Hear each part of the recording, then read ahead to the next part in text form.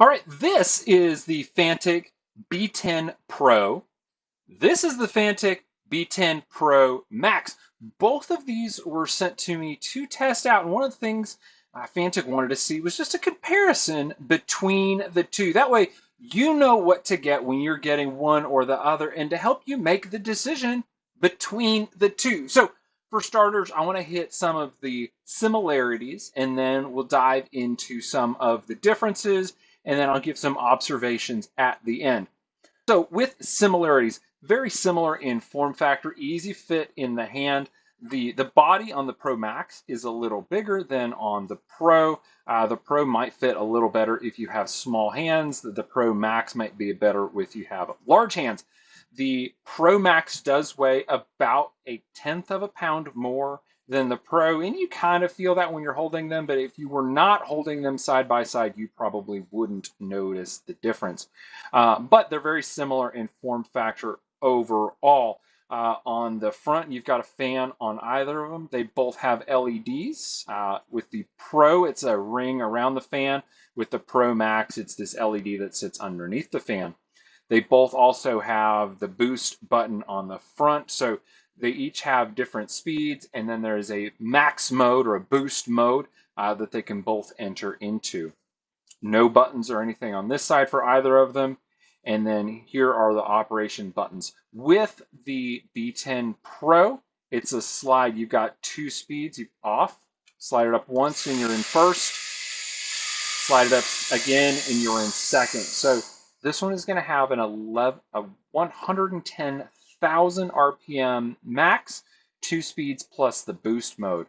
The Pro Max, you're going to turn it on, and then you use these arrow buttons to adjust up and down.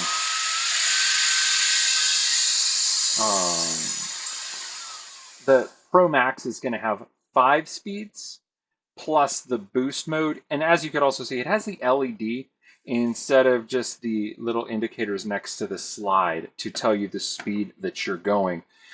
Going back to the LEDs, the LED on the Pro only comes on when the fan is on.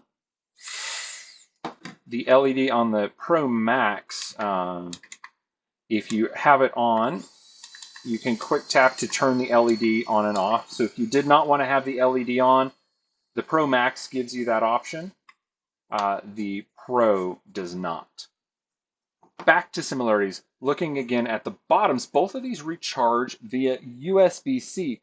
The Pro is going to have a 2.4 amp hour battery in it.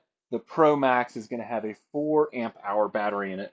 Not only that, the Pro Max can serve as a battery backup, providing 10 watt max charging, so you can charge your phone off of this.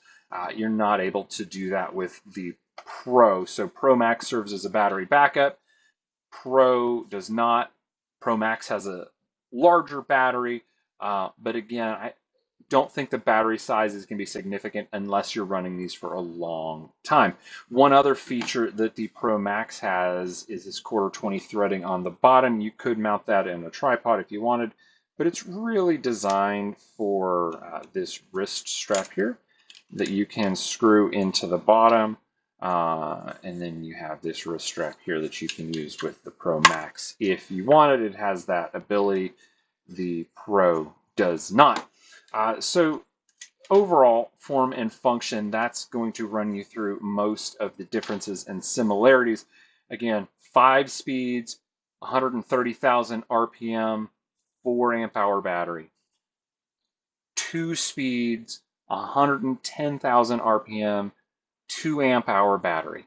Both have LEDs, both have a boost or a max mode, both move a crazy amount of air, and both come with accessories. The accessories are a little bit different, so we're going to keep these in the middle.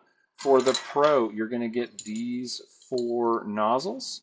So you get a lot of longer nozzles as well as this one reducer. This nozzle's got a brush on it. This one's going to be more of a pinpoint. This one's going to be more of a crevice tool. With the Pro Max, you also get 4 nozzles, but the nozzles are a little shorter, which is going to be great if you're working primarily in compact spaces. So still focus. These 2 are going to focus, and then this one's going to be more of that crevice tool. But then the Pro Max also comes with the 2 brushes to help you clean up. So you do get a brush with the Pro. but it's attached to one of the nozzles. This one has two separate brushes. So depending on your use case and how you're going to use it, that kind of differentiates a little bit. Both of them come with a bag. Both of them come with a USB A to C charging cable. So those kind of negligible things there. But all in, lots to love with both of these. Definitely like having the Pro Max on hand. I use it a lot. The Pro, I think one of these is going to live in my workshop. The other is going to live in my 3D printing space, but both of them have a use. Both of them are great tools, and I think either way you go, you're going to be happy. But if you're curious about the differences,